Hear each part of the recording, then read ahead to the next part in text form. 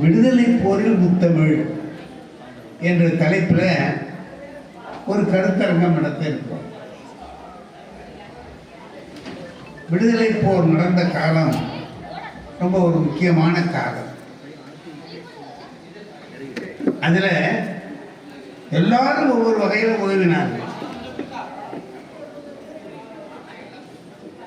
ஒவ்வொருத்தரும் ஒரு காரியம் செய்தார். இதில் தமிழ் முத்தமிழ்னு பேர். தமிழுக்கு இயல், இசை, நாடகம் அப்படின்னு. அப்போ இந்த தமிழ் என்ன பண்ணுச்சு விடுதலை போருக்கு அப்படின்னு கேட்டால், இயல் மூலமாக என்ன செய்தது, இசை மூலமாக என்ன செய்தது, நாடகத்தின் மூலமாக எப்படி உதவியது என்றெல்லாம் ஒரு விரிவாக பேசுவதற்காகத்தான் 3 பேரை இங்கே அமைத்திருக்கிறார்கள். உங்கள் எல்லாருக்கும் எங்கள் ஐயா முனைவர் ராஜாராம் ஐயா அவர்களை எல்லாருக்கும் தெரியும். பல ஆண்டுகளாக நாம் பார்த்து கொண்டே இருக்கிறோம்.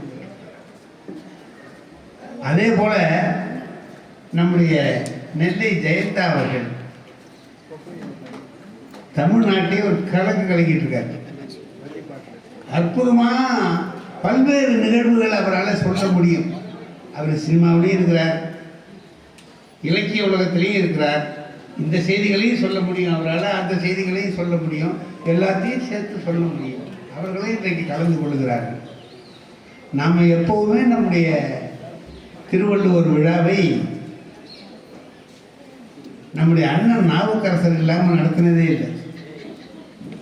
அவங்க இருந்தால் எல்லாத்தையும் நடத்துவாங்க. எல்லாமே அவங்க தான் நடத்துவாங்க. ஏற்பாடு பண்ணதே அவங்க தான் எல்லாத்தையும் செய்வாங்க. எங்களெல்லாம் இங்கே அழைச்சிட்டு வந்தவர் மாதுவோட அப்பா ராதாகிருஷ்ணன், அப்புறம் அண்ணன், இவங்கெல்லாம் அழைச்சிட்டு வந்து எங்களை இங்கே கொண்டு வந்து காமிச்சாங்க.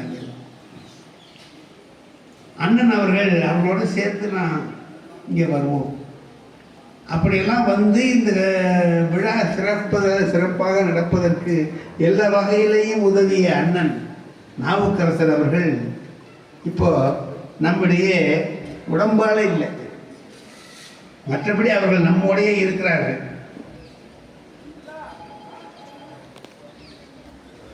அப்படி இருக்கிறாரு. என்ன பண்ணுறாங்கன்னு சொன்னால், இன்னைக்கு அவங்களுடைய மகளாரை இங்கே அனுப்பி நீ போய் பேச என்று சொல்லி அனுப்பியது போல அவர்கள் நம்மிடத்திலே வந்து இன்றைக்கு பேச வந்திருக்கிறார்கள். நாம் எல்லாரும் அண்ணனே இங்கே பக்கத்தில் இருக்கிறது மாதிரி ஒரு சந்தோஷம் நமக்கெல்லாம். அண்ணன் இல்லையே என்கிற கவலை இல்லாமல் அவர்கள் இவங்க அந்த காலத்தில் சிறு பிள்ளையாக இருக்கிற போது பேசுனதெல்லாம் நான் கேட்டேன். அண்ணன் தயார் பண்ணி படிப்பீங்க, என்ன அழகான பெரிய பேச்சு, 10 நிமிஷம் 15 நிமிஷம்லாம் பேச. அவர்கள் அந்த பேச்செல்லாம் இப்போ டாக்டர் ஆகிட்டாங்க. அதே பொறுப்பு ஆரம்பம் தானே. ஆமாம், அங்கே இருந்து எல்லா டாக்டர்களும் எல்லா ஆஸ்பத்திரி நல்லா நடக்கிறதுக்கு செய்கிறவங்களே அவங்க தான். அப்படி இருந்தாங்க. அதனால் வெளியில் வர முடியும். உறைவிட மருத்துவர், ஆமாம், ரெசிடென்ஷியல் மெடிக்கல் ஆஃபீஸர் அவங்க வெளியில் வரல. இந்த மாதிரி பேசுறதுக்கு வாய்ப்பு இல்லை. இப்போ ஓய்வு பெற்றாங்க. டாக்டர்கள் ஓய்வு பெற்றாலும் அவங்க ஓய்வாக இருக்கிறது இல்லை. அவங்களுக்கு வீட்டிலே வச்சு பார்த்து எல்லாம் செய்வாங்க. அம்மாவுக்கு அந்த மாதிரிலாம் ஒரு எண்ணம்லாம் இல்லை. இலக்கியத்தில் ஈடுபாடு வந்தது. ரொம்ப அருமையாக பல இடங்களில் அவர்கள் பேசி வர்ற செய்தியெல்லாம் பார்த்தா தேர்ந்த ஒரு பேச்சாளர், ரொம்ப நாளாக பேசிட்டு இருக்கிறவங்க எப்படி பேசுவாங்களோ அது மாதிரி பேசுவாங்க. இதுக்கு ரொம்ப உதவியாக இருக்கிறது திருவள்ளுவரே உதவியாக இருக்கிறார். ஏன்னா திருவள்ளுவருடைய மனைவி தான் அவரே உதவி செய்கிறாருன்னா அப்புறம் நம்ம என்ன பண்ண முடியும்? கண்டுபிடிச்சி கல்யாணம் பண்ணி வெல்ல முடியாது. அந்த மாதிரி அவர்களும் பேச வந்திருக்கிறார்கள். இப்போ நம்ம ராஜாராம் ஐயா அவர்கள் நாடகத்தமிழ் எப்படி இந்த சுதந்திர போராட்டத்துக்கு உதவியாக இருந்தது அப்படின்னு,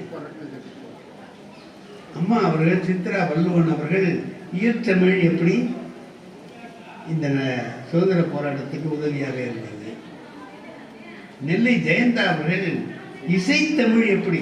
இப்போ அவர் அங்கே போய் என்ன பண்ணுறாருன்னா சினிமாவுக்கு பாட்டு எழுதுறார்.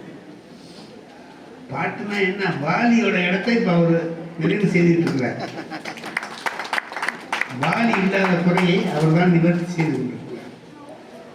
அப்போ என்ன ஆகுது அப்படின்னு கேட்டீங்கன்னா, இந்த இசையில ரொம்ப தொடர்பா இருக்காங்க இவங்க. அந்த காலத்துல இசை மூலமா யார் யார் விடுதலை போருக்கு உதவினார்கள் என்பதை அவர்கள் சொல்ல வந்திருக்கிறார்கள். ஒரு அருமையான அவை கூடி இருக்கிறது. இப்போ அது சரி, நீ எதுக்கு கேட்பாங்கல்ல, அவங்கெல்லாம் சரி பொறுத்தான் வந்திருக்காங்க, நீ எதுக்கு இருக்கேன்னா எல்லாரும் சும்மா இருந்து அடுத்தபடி நான் பேசுவார்னு சொல்றதுக்கு ஒரு ஆள் வேணும்ல. அதுக்கு எங்கள் ஐயா இலக்கிய தெரிஞ்சவர் பார்த்தார், யாரடா உட்கார வச்சா சரியா இருக்குங்க, நீயே உட்காருங்க. நான் உட்காந்துட்டேன். இங்கே இயல், இசை, நாடகம்னு இந்த தமிழை முத்தமிழாக பிரித்திருக்கிறாங்க. நம்ம சிலப்பதிகாரத்தில் முத்தமிழ் காப்பியம்னு சொல்லுவோம். அதில் இயல் இருக்கு, இசையும் இருக்கு, நாடகமும் இருக்கு, எல்லாமே அதில் இருக்கு என்பதனால அதை முத்தமிழ் காப்பியம் என்று சிலப்பதிகாரத்தை சொல்லுவாங்க.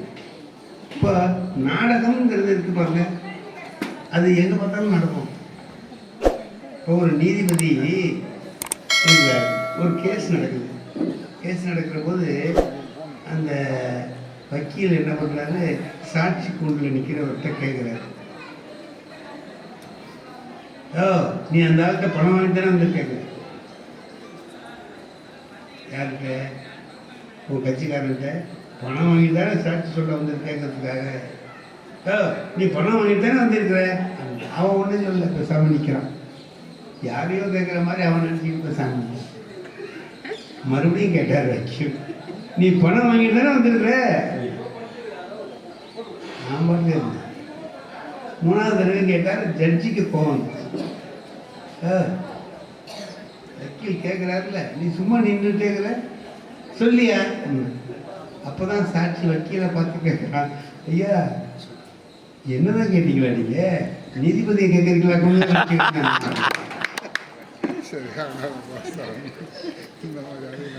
இது கோர்ட்டில் நடக்கிற ஒரு நாடகம். அதாவது என்னன்னு கேட்டீங்கன்னா, இது வந்து ஒரு வேடிக்கையான கதை தான். ஆனால் என்ன சொல்றான்னா, என்ன நடக்குதுங்கிறத சொல்றான். அதை ஒரு நகைச்சுவை மூலமாக சொல்றான், வேற ஒன்றும் இல்லை அப்படின்னு சொல்றான். சில சமயத்தில் கோர்ட்டில் சில நாடகங்கள்லாம் நடக்கும்.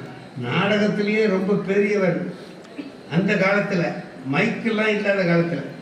இப்போ மைக் இருந்தாலே நம்ம அவர் இப்படி வைங்கிறோம் அப்படி வைங்கிறோம் என்னென்னமோ சொல்கிறோம்ல. அப்போ மைக்கே கிடையாது, நாடகம் நடக்கணும். அப்போ எப்படி பாடணும். ஆனால் அப்போ பாடினவங்க இந்த ஊரில் பாடுறது அடுத்த ஊர் கேட்குற மாதிரி பாடணும். அப்போ எதுக்கு உட்காந்துருக்கோம்னு அமைதியாக இருந்திருப்பானு, இல்லைன்னா கேட்காது. அப்போ எஸ்ஜி கிட்டப்பா யாரு, கேபி சுந்தராம்பாளுடைய கணவர். இவர் பாடுவார். அப்போல்லாம் பாடுறது. அவர் வந்து ஒரு கேஸில் சாட்சி சொல்றதுக்காக இதே கோர்ட்டில் தான். அங்கே இவருக்கு எதிர்கட்சிக்கு உள்ள வக்கீல் யாருன்னு கேட்டிங்கன்னா நார்டன் ஒரு ஆள். நார்டன் ரொம்ப பெரிய வக்கீல். அவன் ஜட்ஜெல்லாம் அவர் வர்றாருன்னா பயப்படுவான், அந்த மாதிரி உள்ள வக்கீல். அந்த ஆளு எதிர்கட்சிக்காரன் கிட்டப்பாவை அவர் தான் கிராஸ் பண்ண போறார். இவர் போய் சாட்சி கூண்டில் நின்னாரு. கிட்டப்பா கேட்டாரு, இதே இப்போ நான் வக்கீலுக்கு என்ன நினைப்புன்னா, இவர் ஒன்றும் பெரிய ஆளுன்னு நினச்சிட்டு இருக்காருங்க, இவர் சும்மா சாதாரண ஆள், இவர் சொல்கிற சாட்சியத்தை பெருசாக எடுத்துக்க வேண்டாம்னு காட்டணும்னு நினைக்கிறார். அதுக்காக அவர் என்ன பண்ணுறாரு, உங்கள் பேர் எஸ்ஜி கிட்டப்பா, தொழில் நாடகத்தில் நடிக்கிறது. நாடகத்தில் நடிக்கிறதுன்னு என்ன, இந்த கூத்தாளர் நூலை தானே, அதை கேவலப்படுத்துகிறாங்க. கூத்தாளர் நூலை தெருவுன்னுட்டா தானேங்க, அதனால அது ரொம்ப கேவலமாச்சு. அதை செய்யலாமா? சரிங்க, கேவலம் தான், என்ன பண்ணுறது, செய்யல. ஏன் இந்த மாதிரி கேவலமான வேலையை செய்யலை? அதுக்கு அவர் சொல்கிறார், கிட்டப்பா இல்லைங்க, எங்கள் அப்பா செய்கிறதுக்கு நம்ம செய்கிறது தேவலான்னு நினச்சி நான் செஞ்சுக்கிட்டு இருக்கேன். இப்போ உங்கள் அப்பா இன்னும் கேவலமான வேலை பார்த்தாரு. ஆமாங்க, என்ன வேலை பார்த்தாரு? வக்கீல் வேலை பார்த்தாரு.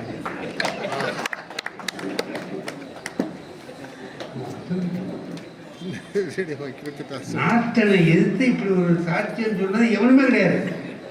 அது மாதிரி சொன்ன உடனே எல்லாருமே நாட்டனே பயந்து போய் இவர் என்ன கேட்கணும்னு நினச்சிருந்தானோ அதெல்லாம் கேட்கறது அவன் உளர ஆரம்பிச்சுட்டான். அவன் கிராஸ் பண்ணான்னா எல்லாரும் உளருவான். இப்போ இவர் போய் நின்னவொன்னே அவன் உளறான். ஒரு நடிகன் என்ன செய்ய முடியும்? எம்ஆர் ராதா கோர்ட்டுக்கு போனாலும் அப்படிதான் செய்யலாம். எம்ஆர் ராதாவை யாராலையும் கிராஸ் பண்ணி ஒன்றும் பண்ணிட முடியாது. அந்த மாதிரி நாடகங்கிறது நடத்தப்படாதுன்னு சொல்லுவோம். வெள்ளைக்காரனை எதிர்த்து நாடகம் நடத்தப்படாது விடுதலை போரில் அப்படிமா. இல்லை நாங்கள் வேலை நடத்துகிறோம், அது இல்லை, அது கிடையாது. இது வந்து தூக்கு மேடைன்னு ஒரு நாடகம், இது வேறு. அப்போ வேறு தானே நடத்துகிறான்ட்டு கொடுப்பான். அங்கே போனால் இதை நடத்துவான். எதை? விடுதலை போராட்டத்தை ஆதரித்து வெள்ளை கொக்கு பறக்குது அடி இப்படி எடுத்து இப்படி பாடி மக்களுக்கு வெள்ளையர்களை எதிர்க்கிற உணர்ச்சியை உண்டாக்கிட்டு வந்துடும். நாடகம் அப்படியெல்லாம் உதவி செஞ்சது. கேபி சுந்தரம் பாடலாம் அந்த காலத்தில் அதுக்காக ரொம்ப உதவி செய்தவர், பாடினவர், எதிர்த்து பாடியவர், பயப்படாமல் பாடியவர். அதே போல் இயல்னு பார்த்தீங்கன்னு சொன்னால் நிறைய பேர் யாராரோ இப்போ பாரதியார்லாம் இயல் மூலமாக வெள்ளையர்களை எதிர்த்தவர். அவர்களை எதிர்த்து ஆயிரமா பாடல்களை எழுதியவர். இசைன்னு பார்த்தீங்கன்னா இசை ஒரு அற்புதமான விஷயம். இசையில் ரொம்ப தேர்ந்தவர்கள்லாம் இருந்தாங்க. டி.கே. பட்டம்மாள் முழுக்க இந்த விடுதலை போருக்கான பாடல்களை நிறைய ஆடுவோமே பண்டு பாடுவோமேங்கிற பாட்டை முதல்ல பாடுனது அந்த நல்லா பாடி நாம் இருவர்னு ஒரு படம், அதில் தான் அவங்க அந்த பாட்டை பாடினாங்க. நாம் இருவர் படத்தில் அது சினிமா தான். அதில் மகான் காந்தி மகான் ஒரு பாட்டு, அதையெல்லாம் பாடி மக்கள் மனசில் ஒரு ஆவேசத்தை, வெள்ளையர்களை இருக்கிற உணர்ச்சியை உருவாக்கினார். நாடகத்தில் பார்த்தீங்கன்னா ரொம்ப கெட்டிக்காரனாக இருந்தால் நாடகத்தில் நடிக்க முடியும். சினிமாவில் நடிக்கிறத விட நாடகத்தில் நடிக்கிறது கஷ்டம். சினிமாவில் ஒரு தப்பாக போயிட்டுன்னா மறுபடியும் ரீடேக்குமா, இதே மறுபடியும் எடுன்னு சொல்ல இருக்கணும். நாடகத்தில் நடக்கும்போது தப்பாக போனால் என்ன பண்ணுறது? அவ்வளோதான், அப்போ தான் போயிடும். இப்போ எங்கள் ஊரில் ஒரு நாடகம் நடத்தணும். இந்த நரசிம்மம் இரணியன் நாடகம் இருக்குல்ல, அதில் வந்து என்ன பண்ணுறான், கடைசியில் வந்துடுறான். இரணியனுக்கும் பிரகலாதனுக்கும் ஒரு பெரிய விவாதம். எங்கடா இருக்கிறாரோ நீ சொல்கிற கடவுள்? இப்போ என்ன ஏற்பாடு பண்ணிருக்காங்க தெரியுமா? 4 தூண் இருக்கு. அதில் ஒரு தூணுக்குள்ள இந்த நரசிம்மத்தை ஒளி வச்சுட்டான். இப்போ இவர் போய் அதை அடிப்பார். உடனே அங்கேருந்து நரசிம்மம் இதான ஏற்பாடு பண்ணியிருக்காங்க. இந்த ஆள் இந்த இரணியை என்ன பண்ணிவிட்டான், எந்த தூணுங்கிறத மறந்துட்டான். இந்த தூணில் தான் இருக்கிறாரு. இதை தட்டினா தான் அவர் வருவாரே தவிர எந்த தூணை தட்டினாலும் அவர் வர மாட்டார் என்றா. அதைத்தான் இந்த தூணில் இருக்கிறாராடான்னு கேட்கணும். அவன் இந்த தூணில் இருக்காராடான்னு கேட்டான். இப்போ என்ன பண்ணுறது? நாடகத்தில் ஒரு தப்பு வந்து இந்த தூணில் இருக்கிறாரா அப்படின்னா, அதுக்கு அவன் சொன்னான், இந்த தூண் என்னப்பா, இந்த தூணில் கூட இருக்கா? ஏன்னா மறந்துட்டு நீ சொல்றீங்கிறதுக்காக இந்த தூண் என்னப்பா, இந்த தூணில் கூட இருக்கிறாரு. அப்போதான் அவனுக்கு என்ன, ஆமாம்மா இந்த தூணில் சொல்லிட்டு சரி நீ சொல்கிற தூண்லேயே ஒதுக்கிறவா அப்படின்னு உதச்சோடனே அங்கே இருந்தவர் வர்றாரு. இப்போ அந்த இடத்துல சமாளிக்கணும். கலைவாணர் என்எஸ்கே நாடகத்தில் நாகப்பட்டினத்தில் நடிக்கிறாரு. பணம்னு ஒரு நாடகம். அதில் அவர் ஒரு தப்பு நடந்துச்சு. அதில் 2 பேர் இருப்பான். அவர் பேசும்போது ஒருத்தனுக்கு ஒரு பல்லு இருக்காது. அவனை பார்க்குற போதெல்லாம் என்ன சொல்லுவார், ஒரு அரைஞ்சேன்னா 31 பல்லும் விழுந்துருட்டாங்க. ஒரு பல்லு இன்னொருத்தன் எல்லா பல்லோடையும் இருப்பான். அவனை பேசுகிற போது அடே அரைஞ்சில 32 பல்லும் விழுந்துருட்டாங்க. என்ன ஆயிடுச்சு, 32 பல்லுக்காரன் வந்த போது மறந்துட்டு இருக்கு, அரைஞ்சின்னா 31 பல்லும் விழுந்துருட்டார். அந்த பையன் என்ன பண்ணுவான், அப்போ பாக்கி ஒரு பல்லு என்ன ஆச்சுட்டான். அதுக்கு என்எஸ்கே சொன்னார், அந்த அதிர்ச்சியில் அது தானா உணவு போடாங்க, இந்த அதிர்ச்சியில் அது தானா உணவு போடான்னார். இதுதான் சமாளிக்கிற திறமை. அந்த இடத்துல அறிவு இருக்கிறவங்களால தான் அதை செய்ய முடியும். அவர்களெல்லாம் என்ன பண்ணாங்க, அந்த காலத்தில் விடுதலை போராட்டத்துக்கு துணையாக நின்று நவாப் ராஜமாணிக்க நாடகம் அதில் எவ்வளவு இடங்கள்ல வந்து இந்திய சுதந்திர போகிறது ஐயப்ப நாடகம் தான் நடத்துவார். அது எப்படி வெள்ளைக்காரன் வருவான்? அதையெல்லாம் செய்து அப்படியெல்லாம் செய்தவர்கள் ஏராளமாக இருந்தார். அதில் சில பாட்டு பாடுறாங்கல்ல, அதில் சில சமயத்தில் கொஞ்சம் கெட்டிக்காரத்தனம்லாம் ஒருத்தன் அரியக்குடி ராமானுஜ ஐயங்கார் பெரிய வித்வான். அவர் என்ன பண்ணுறாரு, ஒரு ஊருக்கு கச்சேரிக்கு வர்றாரு. கச்சேரிக்கு வந்தால் அந்த நேரத்துக்கு தந்தி வருது, மிருதங்க வித்வான்கிட்டேருந்து உடம்பு சரியில்லை, ஆஸ்பத்திரியில் சேர்த்தாச்சு. ஆஸ்பத்திரியில் சேர்த்தாங்கன்னா அவர் என்ன பண்ண முடியும்? அவர் இந்த கிராமத்துக்கு வந்துட்டார் கச்சேரிக்கு. அங்கே அவர் வந்துட்டுது. அவர் பார்த்தாரு, என்ன இப்போ கச்சேரி நடத்தி ஆகணும், மிருதங்க வரல. அவர் பார்த்தாரு, ஏன்னா யாரு அவங்க உடம்பு சரியில்லையா சேர்ந்தாராம், இந்த ஊரில் எதுவும் மிருதங்க வாசிக்கிறவங்க யாராச்சும் இருக்காங்களான்னு கேட்டார். இதே சின்ன ஊரு கேட்குங்க மிருதங்க வாசிக்கிறவன் இருக்கிறாங்க. ஆனால் ஒருத்தர் சொன்னார், என் பையன் இப்போ தான் மிருதங்க கற்றுக்கிறான். அதான் தெரியல, நீங்கள் மகா வித்வான், உங்களுக்கு எப்படி அவங்க வந்து வாசிப்பாங்க, அதை பற்றி கவலைப்படாத, நீ அவனை அழைச்சிடுவார். இல்லாத நேரத்துக்கு என்ன பண்ணுறது, அவனை கொண்டாங்க. அவனை இப்போ தான் கற்றுக்கிறான். இவர் சாதாரண வித்வானில் மிகப்பெரிய வித்வான். கச்சேரியில் போய் அவன் உட்காந்தா ஏதோ வாசித்தான், கச்சேரி முடிஞ்சு வச்சு. இப்போ அந்த பையனோட அப்பா போய் கேட்குறார் அரியக்குடிக்கிட்ட, ஐயா நீங்கள் பெரிய வித்வான், என் பையன் எப்படி வாசித்தான், இதுக்கு என்ன சொல்கிறது? உன் பையன் நல்லா வாசிக்கலன்னு சொன்னால் வருத்தப்படுவார். ஆனால் நல்லா வாசிக்கலைங்கிறதான உண்மை. அது எப்படி சொல்கிறதுன்னு அவர் பார்த்தாரு. உன் பையன் என்னையா கெட்டிக்காரனாக இருக்காயா, முதல்ல என் பாட்டுக்கு தான் வாசித்தான், அப்புறம் அவன் பாட்டுக்கு வாசித்தான், நான் தகுந்த மாதிரி பாடிட்டேன். அந்த இடத்துக்கு அப்படி சொல்லணும். இது சில சமயங்களில் என்ன இக்கட்டான நிலைமை வரும் அப்படின்னு கேட்டிங்கன்னா, அரியக்குடியே ஒரு இடத்துக்கு போகிறார் கச்சேரிக்கு. அந்த ஊரில் அவர் என்ன செய்வார்னு கேட்டிங்கன்னா, இப்போ நான் இங்கே வர்றேன்னு வச்சுருக்கேன், திருவண்ணாமலைக்கு வர்றேன், நான் வந்து சாமி தரிசனம் பண்ணணும். நான் என்ன பண்ணுறது, நானாக போய் பண்ணிட முடியுமா? உடனே அரங்காவலர் யாராக இருக்காருன்னு பார்ப்போம். இங்கே ராஜாராம் ஐயா இருக்கார், அவர்கிட்ட சொல்லிட்டு தானே நான் வருவேன். இப்போ வந்தாக்கா என்ன பண்ணணும், அவரை 4 வார்த்தை பாராட்டி சொல்லணும். ஏன், அவர் தானே உள்ளூரில் நம்மளை கவனிச்சுக்க போகிறவர் அவர் தான். அவர் நம்ம தோது பண்ணி வச்சுக்கணும். அவர் என்ன பண்ணுவார்னு கேட்டிங்கன்னா, போகிற இடத்துல உள்ளூர் வித்வான் இருக்காங்க, அவனுக்கு ஒன்றும் தெரியாது. ஆனால் அவனுக்கு போய், ஐயா உங்கள் ஊருக்கு நாங்கள்லாம் வந்திருக்கிறோம், எங்களை கவனிச்சுங்க. ஐயா நீங்கள் எவ்வளோ பெரிய, நீங்கள் போங்க ஐயா, பார்த்துக்கலாம் போங்க அப்படின்னு சொல்லி சொல்லுவார் அந்த வித்வான். அவர் வந்து ஒன்றும் குறை சொல்லாதபடி பார்த்துக்குவார். அந்த மாதிரி ஒரு ஊருக்கு போய் மேடையில் ஏறக்கும் போய் பார்த்தாரு உள்ளூர் வித்வான் யாருக்கிட்ட அங்கே இருக்கார். அவர்கிட்ட போய் அவர் ஆண்டவனே, ஆண்டவனே உங்கள் ஊருக்கு வந்திருக்கோம், கொஞ்சம் பார்த்து. ஐயா நீங்கள் என்ன நீங்கள் போக, நான் பார்த்துக்கிறேன். அதேமாரி போனோம்னு நான் வயலின் வித்வானை பார்த்தாரு. அவர்கிட்ட உள்ளூர் இருக்காது, ஒரு வார்த்தை சொல்லிட்டு வந்தோம். அவங்க மட்டும் போய், ஐயா நாங்கள் வந்திருக்கோம் பார்த்து சொல்லிட்டு வந்தோம். இதில் பொன்னக்கோள் வாசிக்கிறவர் இருக்கிறார். பொன்னக்கோள்னா என்னன்னு கேட்டிங்கன்னா, வாயாலே சொல்லு தா தக் தீவ் தா தகதம் அப்படி ஒன்று வாயாலே சொல்லுவான். அது ஒரு வாத்தியம்.